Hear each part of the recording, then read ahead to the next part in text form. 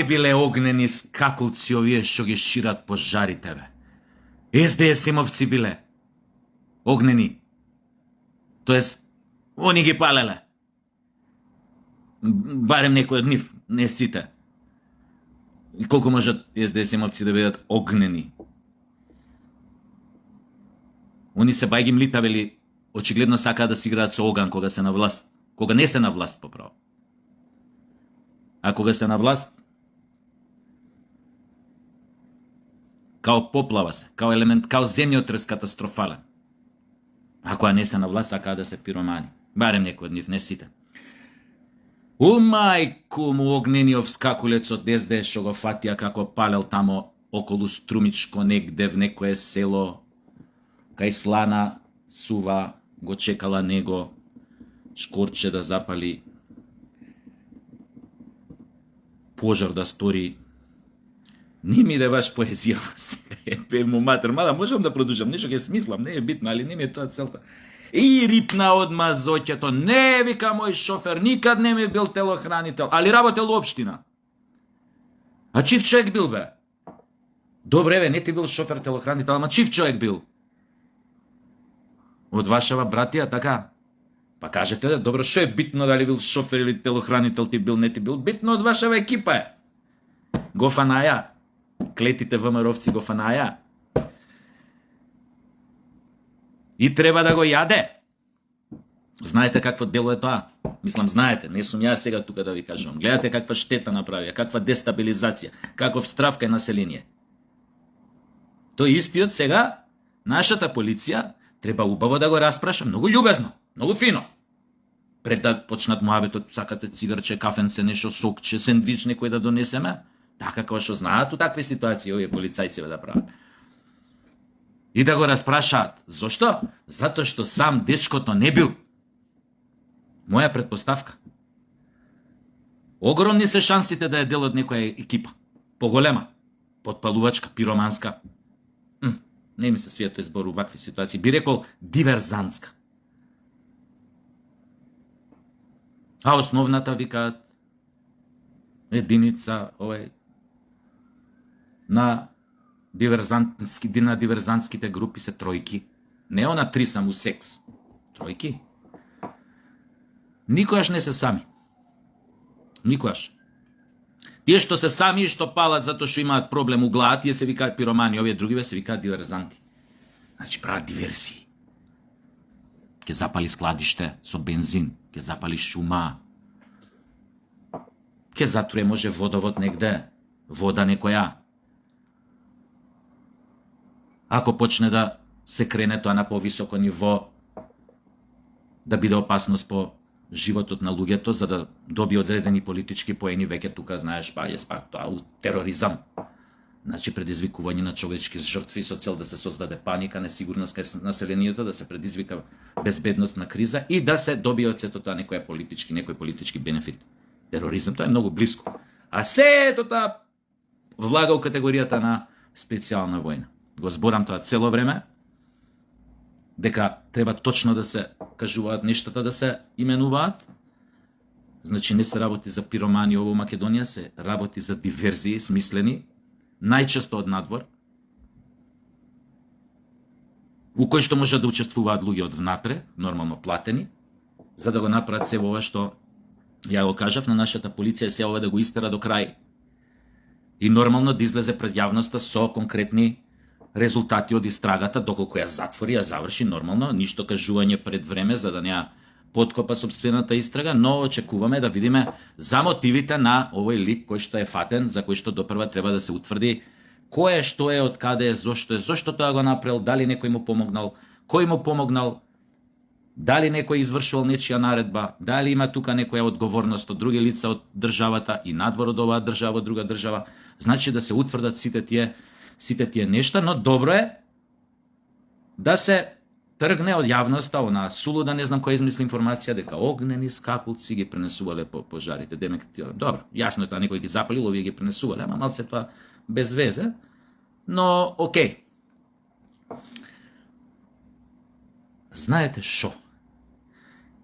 Има една позната реченица, џомити измислено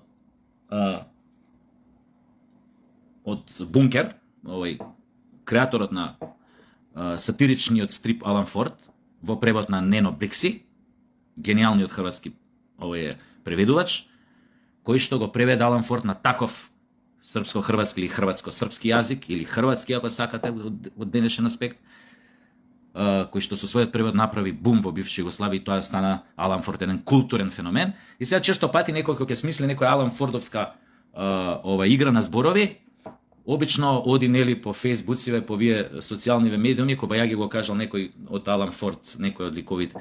Една скоро прочита, вика: ако не ти успее скокот со падобранот прва, значи падобранството не е за тебе. Типична Алан Фордовска игра на зборови, духовита, нели, крилатица,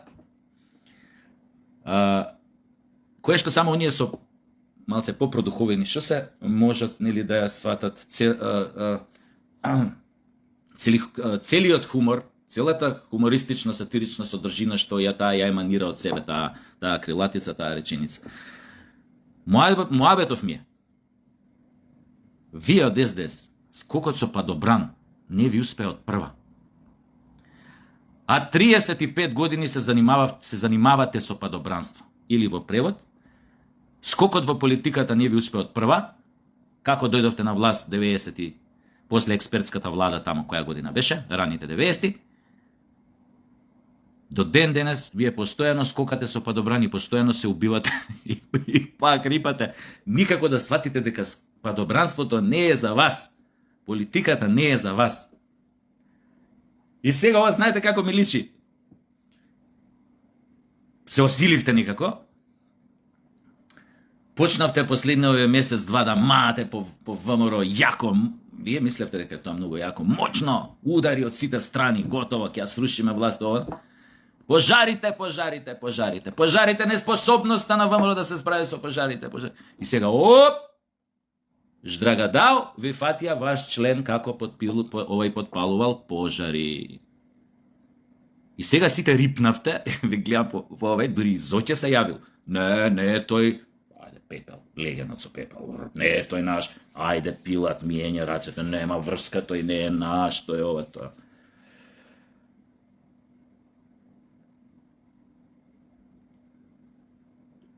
Го слушав и се овој од пратеников од ВМРО вчера.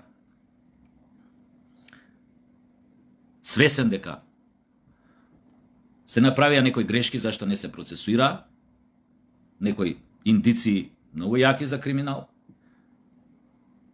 Нормално прстот е вперен во обвинителството, во корумпираноста тамо наводна. Не знам, не сум внатре, не можам да тврдам.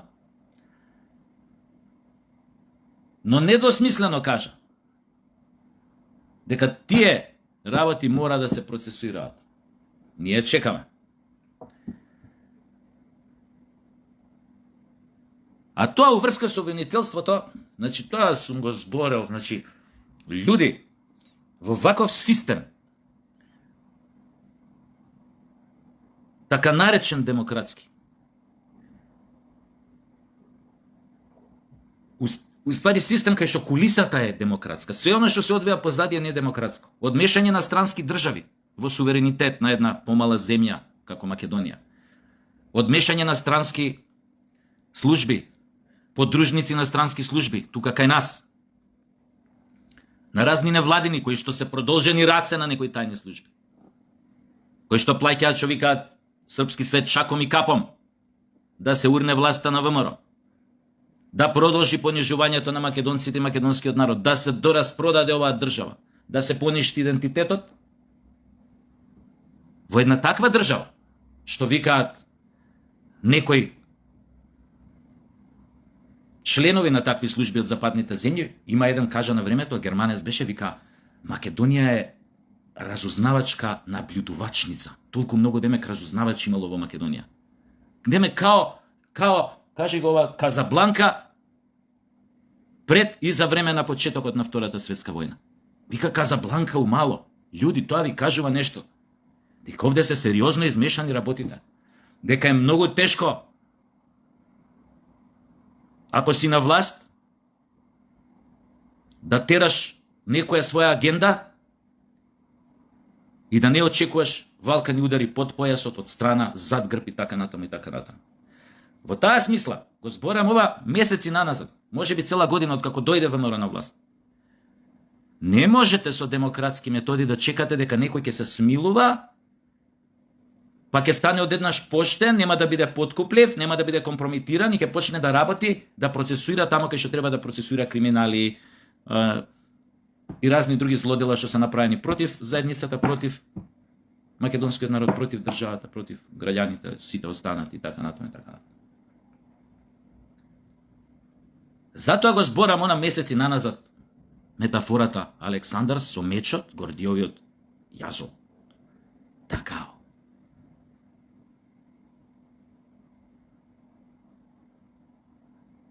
Не можеш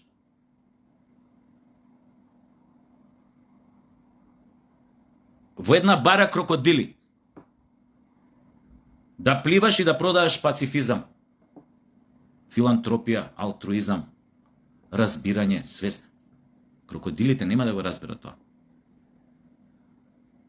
Се знае како треба да се справиш со крокодили, ако си више у истата бара со нив. Постојат начини, постојат примери. Да каже човек еден од тие примери, одма други ќе осватат многу погрешно. Но рецимо, секој една власт, да е секоја една гарнитура политичка, кога доаѓала на власт, порано збора, ако сакала да воспостави контрола комплетна на таа држава, да ја турка својата агенда, ваква ли е, онаква ли е, позитивна ли е, позлобна ли е, намерите вакви се или онакви се, морала прво да ги преземе сите лостови на власта во своји раце. Тоа подразбира кога кажувам сите, буквално сите. Никој од нив не се замарал со поимот на демократија. Која факинг демократија? Мислите Америка има демократија? Трамп е демократичен? Постои некоја демократија, некој ниски нивоа тамо колку да помине зборот демократија. Мислите дека у највисоките шалони на власт има таква работа као демократија? Као ја како капо ди тути капи, ќе му дозвола на некој од опозиција мене да ми ја крои политиката, или на некоја невладина организација да ми ја крои политиката, или на некој странски амбасадор да ми ја крои политиката. Тоа беше допуштено, ќе повторам, во ова разузнавачка наблюдувачница наречена Македонија, беше допуштено 35 години. Сега, ја затоа зборам, целата работа е како да се сврти да се смени играта. Како да се дојде у позиција некој правила на игра сам да ги воспоставиш. А за да ги воспоставиш, треба да ги земеш лостовите на државата во своји раце. Тогаш више може да правиме муабет. Ама некој ќе рече не е демократична, не. Нешто. Независноста на судскиот систем. Кур се тресе у ладна вода, ако сакаш да имаш стабилна држава. И ако имаш визија, и ако имаш намера од државата да направиш добро место за живење. Пази се, не навлегуваме во она дека апсолутната власт апсолутно корумпира. Зборуваме за околности, амбиент, контекст. Како можеш да постигнеш оно што си наумил? Ако ти е целта да се справиш со корупцијата, ако ти е целта да се справиш со криминалот, ако ти е целта да се спротивставиш на организираниот криминал, ако ти е целта да ги расчистиш, раскинеш тие спони, тие врски помеѓу високите ешалони и подземјето, ако си спремен да ја заштитиш сопствената држава од низините внатрешни непријатели петата колона.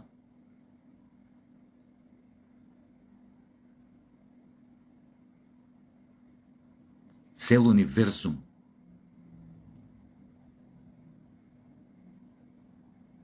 на исповрзаност, на интеракција, на тајност, ако сакате, на добар план, добри стратези што ќе осмислат тој план, добри оперативци што ќе спроведат тој план на дело, но мора лостовите да се преземат. Никој после тоа да не се вади, види, сакавме, ама не можевме, кој еден дамнешен премиер што ми кажа, што не излезе дека билни македонски, што ми кажа една прилика, зошто се случи ова, му вика. Бевте неспремни. Знаете што ми кажа? Во театар бевме денешен театар комедија, тогаш беше театар МНТ центар. После една монодрама. Што ја глумеше друг глумец. 30% имав ингеренции, 70% немав. И ова како гледам, значи со овие зборови. Тоа беше 2 месеци по падот на од кога падна од власт, кога го начекав со гардот доле. Веќе, знаеш, беа овакво. Јеботе Бог, мене таа негова реченица ме порази. 30% имав ингеренции, 70% немав. После се дека тој очигледно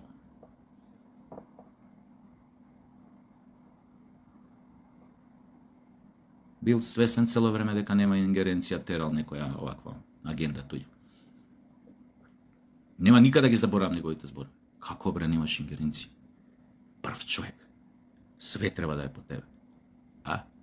Али другото е за кого и како одработувал. Тоа е више друго прашање, а излезе после годиње дека не одработувал за македонците и за Македонија. Како што и други, у тоа време опозиција, исто така не одработувале за Македонија, туку одработувале само за да дојдат на власт. За пак Падобранов да не им се отвори, кој што треба.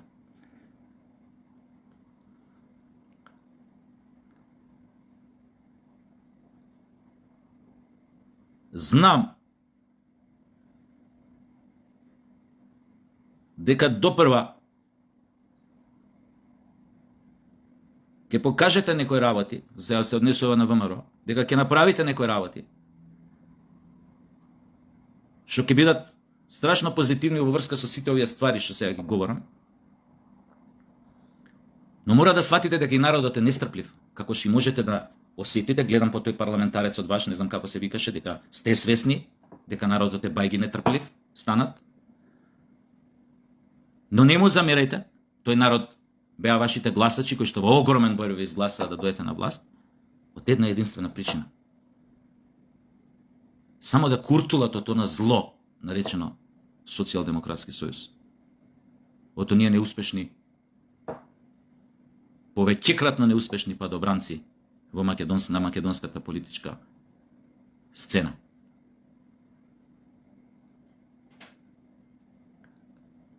Ќе ја повторам таа реплика. Ще ја повторувам.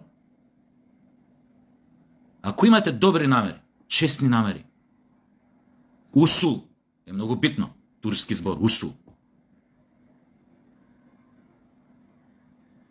Секој ваш потек, колку е да е радикален, ако е автентичен, ако доаѓа од вашата желба, амбиција да направите стабилна држава, безбедна држава, држава која што сите ќе бидат заштитени, особено македонскиот народ, не го издвојувам тука, ова го издвојувам во смисла затоа што беше оставена ветрометина 8 години од страна на Социјалдемократскиот сојуз.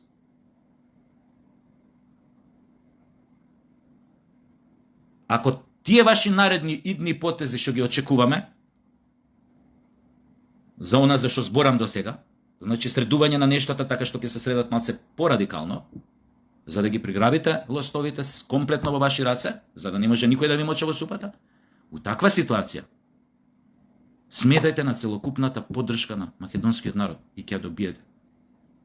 Можам да потпишам со 2 раце. Власта е одлична работа. Супер. Власта значи моќ. Моќта е најголем опијат. Најголем афродизијак. Но мора, како што го гледав овој пратеникот го слушав, мора да го, а гледам дека сте го почувствувале пулсот на народот. И како да сакате да ја свртите работата, мора да поработите малку во тој правец. Во корист на тој ваш народ, кои што влегуваат, нели сите, што живеат во Македонија.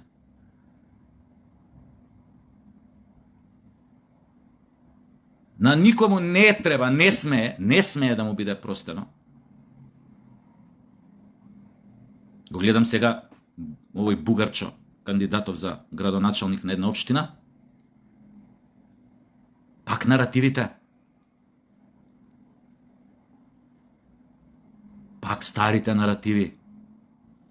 Секогаш дуи кога е во опозиција сум, знаеш, онака суптилни закани. Демек загрозена унитарноста.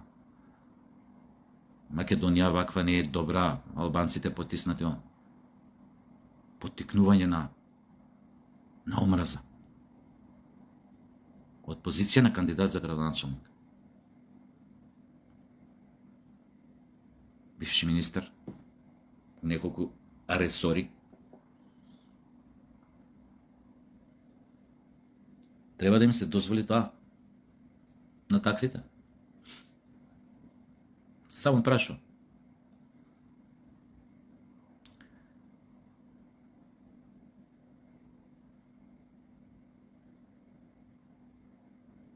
Се додека се веќутуваат работите, токсичноста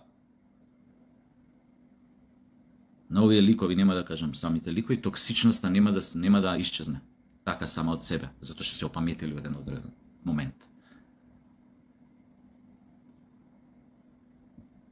За некого може звучам смешен, може и сам себе се си звучам смешен, затоа што сепак знам што е политиката у суштина. Кај нас зборам за изминативе 35 години. Дека само се користи како алатка за себе богатење. Сме го виделе тоа. Милион пати, кај милион индивидуи, кои што допред да дојдат неговите или незините на власт, биле голи голтари клошари, за 4 години или за 8 години мандат, кај што биле у политиката, се направиле страшно ситуирани. Некои средни богаташи, некои поголеми богаташи. Истите тие клошари кои што политиката ги создала да се осетат како нешто поразлично и да живеат поразлично од сите останати. Но, затоа велам, пулсот на народот, веќе гледам го слушате,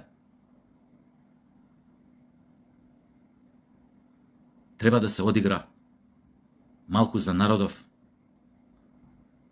што седи на трибините и чека финта некоја, чека некој потек, добар од некој играч, хет-трик, ножички добар дриблинг, акција добра, гол, добри стартови, јака одбрана.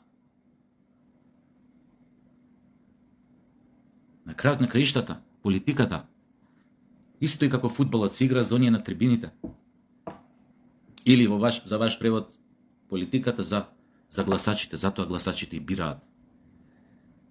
Бираат одредени партии, она идеална смисла, за да им ја направат подобра државата, за да им го направат подобар животот, подобар стандардот, за да биде побезбедно, за системот да биде функционален, за криминалците да бидат у затвор, за оние добрите, честните, платјачите на даноци честни, да бидат заштитени, да се осеќават. Да може да се вработат, да може да заработуваат, да може да направат пристоен живот, да може да отидат на одмор, да си дозволат.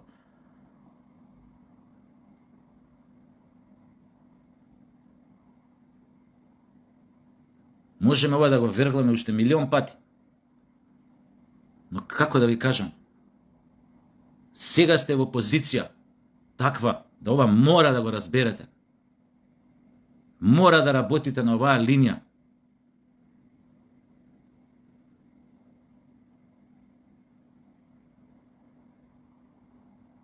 Народот тоаш нема да ве остави. Никогаш. Кој ќе види дека тоа правено со автентично чувство, мотив автентичен, нештата да се направат подобри. That's it, folks.